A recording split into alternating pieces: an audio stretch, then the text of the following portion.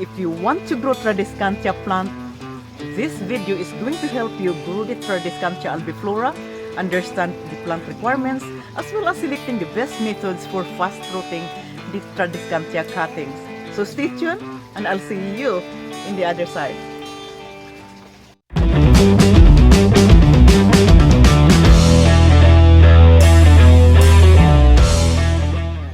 Hello happy YouTubers! Welcome back. This is Marcelina, your host, your sister and your go-to garden person.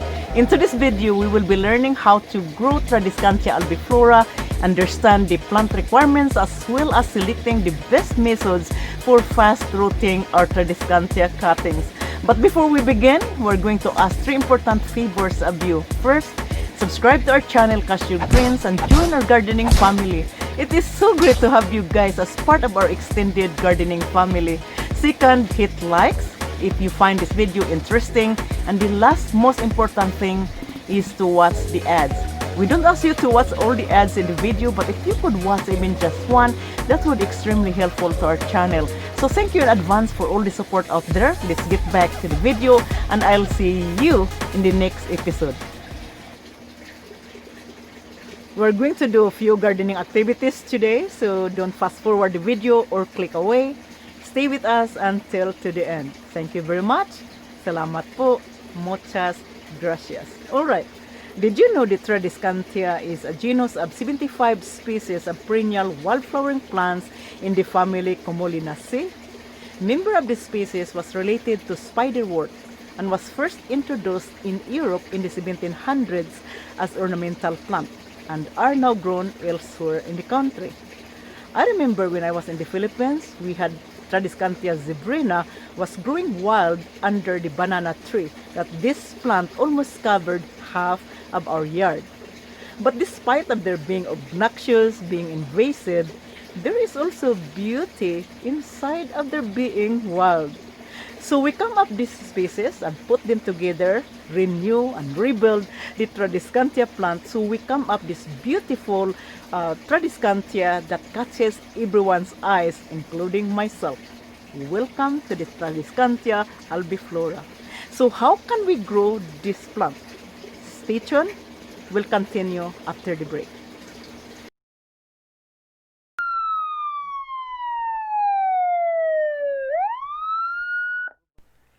Hey, G, baby G! Is that the Popo? Yeah, Pa, I think they're looking for people who haven't subscribed to Cashew Greens. You mean it's illegal not to subscribe? Yep, the governor said there are 4 things everyone must do during the COVID pandemic. Like what? 1, wear a mask. 2, distancing. Yeah? 3, wash hands. And 4, subscribe to Cashew Greens. For real? Yep. Oh, man! Careless of your plants, how you just like rip apart. Damn straight, they're tough. There's 3. So how many plants you can get from it? Oh, we're gonna find out. Yeah, that's 1. But you know you can take one of that, break it again. Yeah. 4.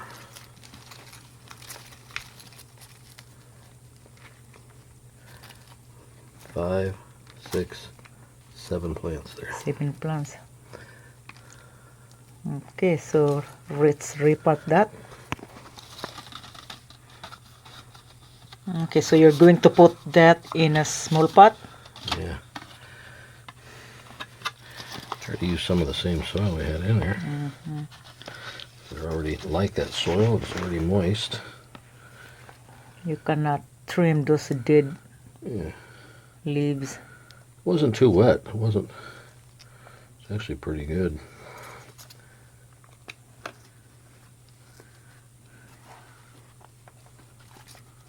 So we're going to repot our plants, guys, in the living room because it is too cold outside, and then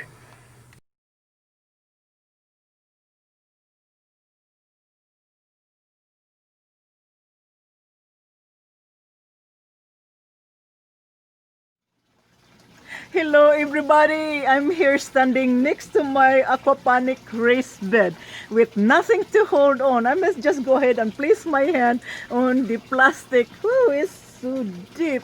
All right, I have these Tradiscantia plants, a handful of them, and I remove as much as I can the substrate. You can see that, so it doesn't cloud the water or dirty the water. And let's talk about the requirements. This plant requires indirect sunlight. So this is a perfect environment for this plant because we have the plastic here for protection, and also it is facing in that area where the sun coming in and give sunshine to my plant. All right, so let's find a spot to grow this. All right, I found the spot here, so I'm going to place this Tradiscantia here with this basket. So what I'm going to do, I'm going to get more gravel. So if I can pick some gravel here.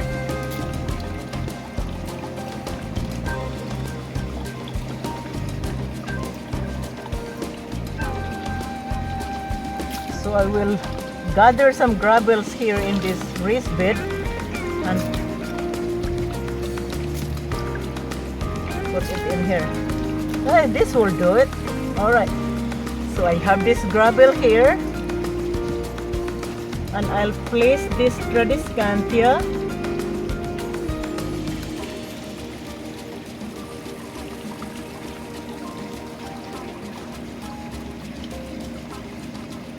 Okay, I will place 3 bunch in here and I will add another gravels.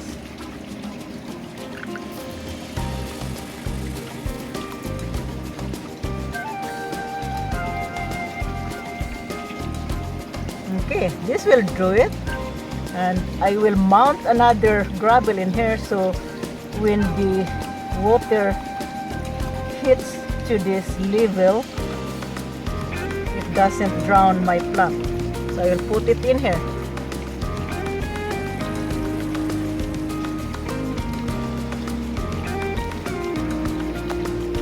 Good. Okay. All right. Okay, so we put our Tradiscantia here. Now, watering. So Tradiscantia prefers a slightly moist soil. It has to have this between moist and dryness. Now, since I put it in here, it would not affect the plant because when the water reaches to the level, it drains back again to the siphon up there. I'm going to show that to you later. So it recycles, the water is recycled again back to the system.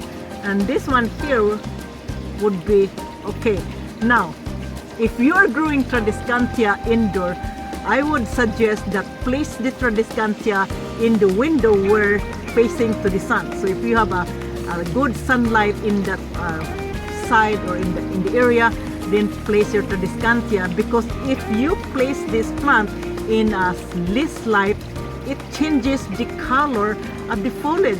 You want that beautiful tricolor leaves, so sunlight is important. One of the problems growing plant indoor is overwatering or underwatering, especially if you grow Tradiscantia albiflora. As you can see, the plant is so compact that it is hard for you to tell if it needs water. You really need to have to push the foliage back and check the condition of the soil. Now, Tradiscantia plants require slightly moist soil.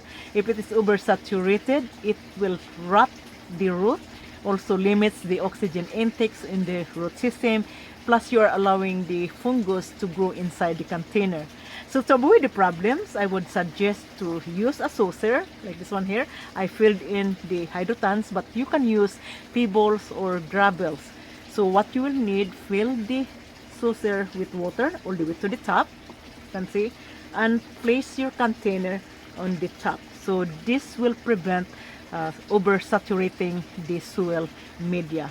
Not only to protect that overwatering of your plants, it also gives you good amount of humidity because the water here will be escaping in the atmosphere. Especially inside your home, it is too dry, you have dry air, so this will keep the level of the humidity intact. Now, the ideal humidity inside your home or inside the greenhouse it has to be in the 65% range. So right now my greenhouse is 65% humidity. Now let's talk about soil. Tradiscantia plants grow well in any kind of soil as long as it has a good drainage, but they do well if you grow them in a rich, well-drained soil. I use the frog here. We use the happy frog.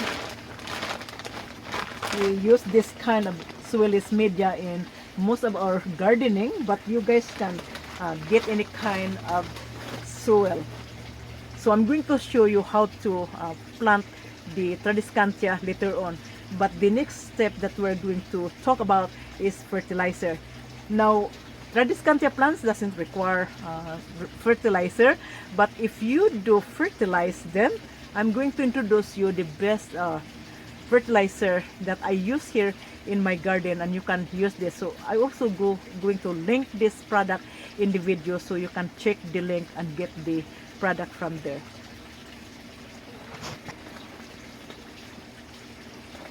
Alright, so we use this product here. This is 2020 water soluble. Now you don't need to give a full strength, you just give half strength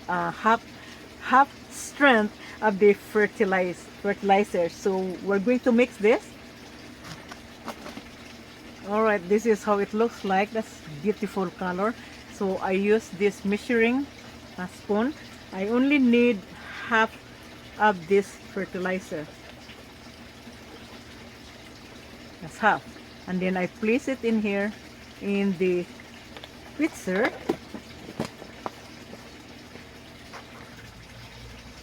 So I add the nutrients here in the water, and then just stir the nutrients so it dissolves in the water. Okay, then after you have the nutrients, then you water the plant.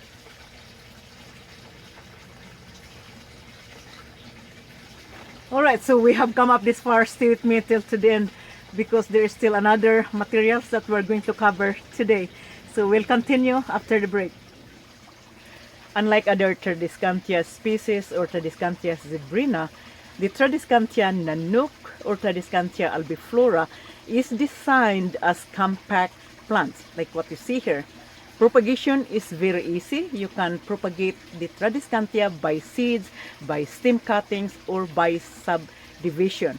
Now, if you are going to grow Tradiscantia by seeds, it would take you around 6 weeks for the germination to take place. So what we're going to do here, I'm going to show you the fastest, easy rooting methods to root the Tradiscantia. So let's begin. Okay, so we have our plant here, and we are going to take a cutting.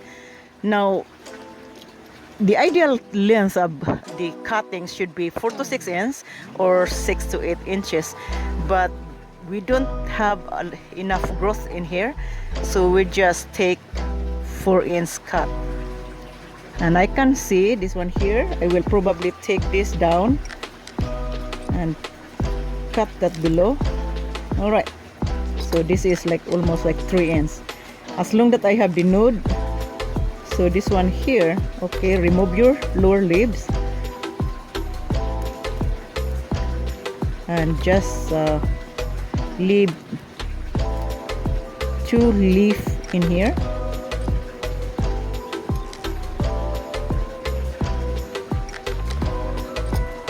Alright, so this would work. I only get 3 cuttings in that plant, so this is what I got. And as long that I have that node, so this would root.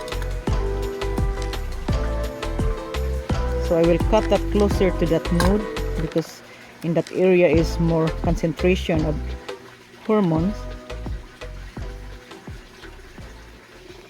After the propagation time, when you see root is about 6 to 8 inches long, it is time for transplant. Now keep in mind, propagating plant in water and in soil show different response to transplant shock.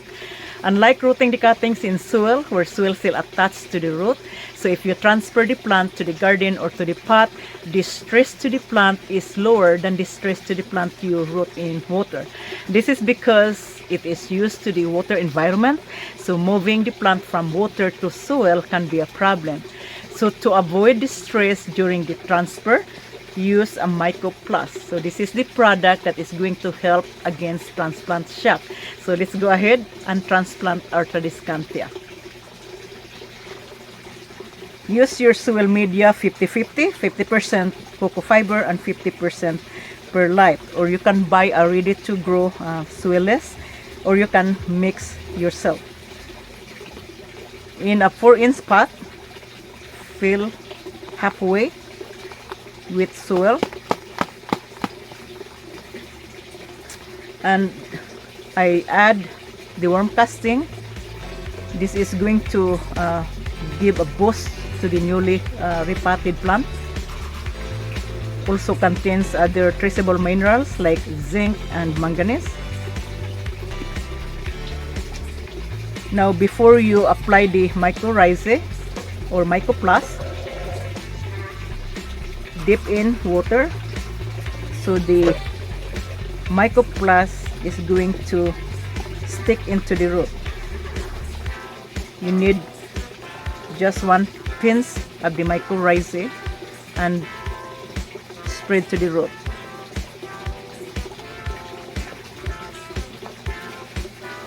Spread the root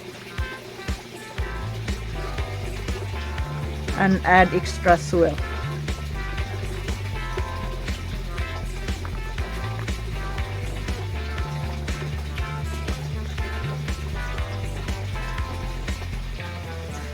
After you repot the Tradiscantia, water the plant.